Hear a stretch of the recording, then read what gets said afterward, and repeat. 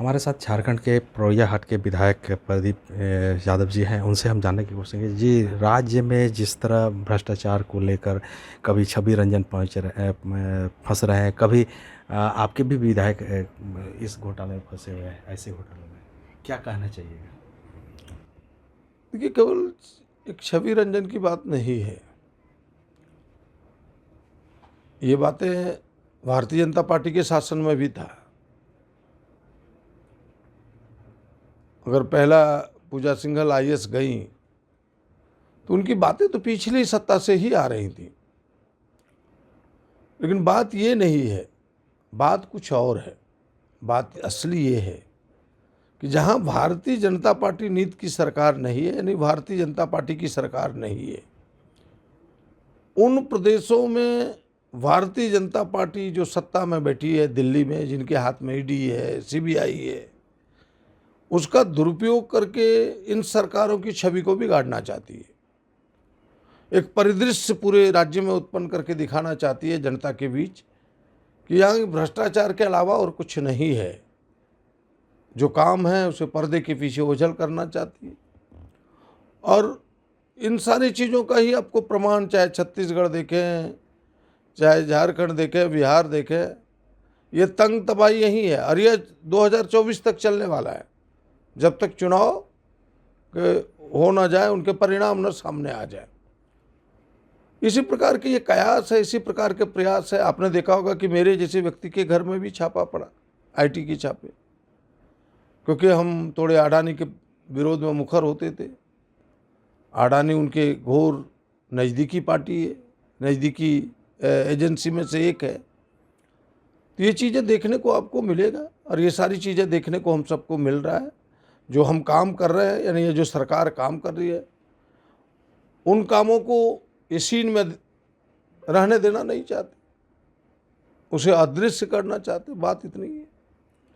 लेकिन आप कहते हैं कि ईडी का दुरुपयोग जो है भाजपा कर रही है, तो क्या लगता है कि आपके जो विधायक इरफान अंसारी के जो कैश घोटाला मामले में था, वो उसमें जो कोलकाता में धरपकड़ हुई थी, क्या उसमें भी भाजपा का हाथ था? उसमें ईडी कहाँ सामने आई? उसमें तो ईडी सामने, बंगाल पुलिस ने उसे पकड़ी। वो भी तो अब केस अभी कोर्ट में है। अब इरफान अंसारी केस हो, किसी और के केस हो, वो तो अभी कोर्ट के अधीन है, उस पर बहुत कुछ कह नहीं सकते हैं। लेकिन सच तो यही है कि क्यों नहीं, जो 100 छापे अगर पड़ते हैं तो 95 से 98% छापे क्यों भारतीय जनता पार्टी के विरोधियों के यहाँ पड़ता है? क्यों नहीं भारतीय जनता पार्टी के शासन सत्ता में बैठे हुए लोगों के घर में पड़ता है, उनके समर्थकों के घर में पड़ता है? सवाल ये है। आप भ्रष्टाचार की बात लगातार कर रहे हैं कि जो है भाजपा पर लगातार एलिगेशन लगा रहे हैं, लेकिन क्या लगता है कि जिस तरह रांची में एक आईएएस फिर दूसरा आईएएस के लगातार जो है फंस रहे हैं घोटाले में, तो क्या इसमें भी भाजपा का? नहीं, हमने तो आपको पहले ही कहा कि जो मामले आए पूजा सिंघल का, वो मनरेगा की बात तो उन्हीं के जमाने का था। जो प्रकाश की बात आती है, जिस प्रकाश का नाम सामने आता है, वो तो उनके ज़माने के, खुद उनके राय सरजू राय जी मंत्री कह रहे हैं। और भ्रष्टाचार की बात आप करते हैं। पिछली सरकार, हमें लगता है कि देश में ये पहला उदाहरण है कि किसी सरकार के मुख्यमंत्री के विरुद्ध भ्रष्टाचार की कहानी के ऊपर कोई किताब उसके मंत्री लिख डाले। सरजू राय ने 2 किताबें लिखी, तिजोरी खाली, और एक दूसरी किताब का नाम है लम्हे ने खता की। दोनों किताब क्या है? उसके आधार यही है कि रघुवर जी के ज़माने में जितने भ्रष्टाचार हुए उसकी कहानी उसमें लिखी गई है। और ये देश के आज़ादी के बाद पहला उदाहरण है कि मुख्यमंत्री के विरुद्ध उसका मंत्री कोई किताब लिखता है भ्रष्टाचार पर। उस समय ईडी और सीबीआई की नज़र कहाँ थी?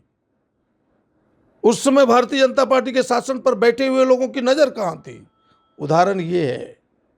आप तिल का ताड़ बना के सामने पेश करते हैं, और जिस घाव में पस हो चुका है उसको छूना तक नहीं चाहते। कहानी ये है। आप कह रहे हैं कि सरयू राय ने 2 किताबें रघुवर दास के शासनकाल की लिख डाली है, तो रघुवर दास ने ये भी तो बन्ना गुप्ता पर भी तो आरोप लगा है। नहीं, उसकी भी जांच हो रही है। आपने देखा होगा कि उन्होंने जांच में दिया तो उसकी जांच हो रही है। जांच के बाद हकीकत जो सामने आएगा देखा जाएगा। एक सवाल और है कि चूंकि कर्नाटक में चुनाव हो रहे हैं, कल परिणाम होना है, क्या कहिएगा जीत को लेकर? नहीं, जीत को लेकर नहीं है, यह चुनाव राजनीति की दिशा और दशा तय करने वाली है। क्या वही हो हंगामा चलेगा जो विगत 8-10 वर्षों से चल रहा है? बेचारे सबको कुछ नहीं आया, भारतीय जनता पार्टी को, बजरंगबली को याद किया जो न्यायप्रिय देवता है। हमको उस समय भी लोगों ने पूछा, हमने कहा कि बजरंगबली से तो कोई न्यायप्रिय देवता हो ही नहीं सकता, वो अन्याय कर ही नहीं सकते। इस बार भाजपा का विनाश अवश्य संभावी है।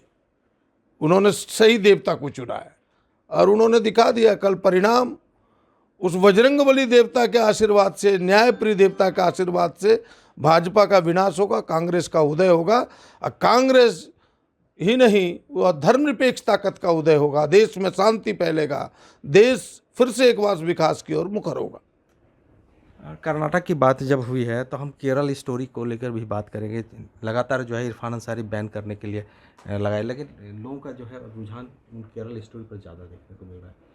जो स्टोरी है वो क्या कितना हकीकत है आपके नज़र में? देखिए, हम बहुत कुछ उस पर कह नहीं सकते। हम जो प्रथम दृष्टिया में जितना जानते हैं, सत्यम ब्रूयात प्रियम ब्रूयात ना ब्रूयात सत्यम प्रियम। जो चीज़ें सत्य रहते हुए भी कटु हो, जो चीज़ें सही रहते हुए भी अशांति फैलाए, ऐसी चीज़ों को झेपना चाहिए। क्या सच है क्या गलत है हमने पूरी देखा नहीं, अभी जो हमने जिस्ट देखा है।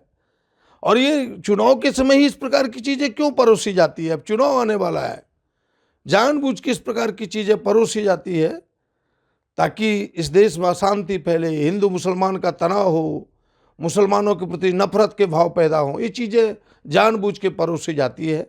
हमें लगता है कि देश की जनता इन चीज़ों को गहराई से समझ रही है, चीज़ों को देख रही है, और जो नौजवान उलझे हुए थे वो भी अब सुलझे दिमाग से इन चीज़ों को सोच रही है। 2024 इसका जवाब देगा। तो ये थे पोड़ैयाहाट के विधायक प्रदीप यादव। उन्होंने कहा कि आने वाला 2024 के लोकसभा चुनाव में इसका परिणाम साफ जाहिर कर देगा कि आखिर देश में कौन शासन करेगी। दुमका से विकास प्रसाद शाह, ABP न्यूज़।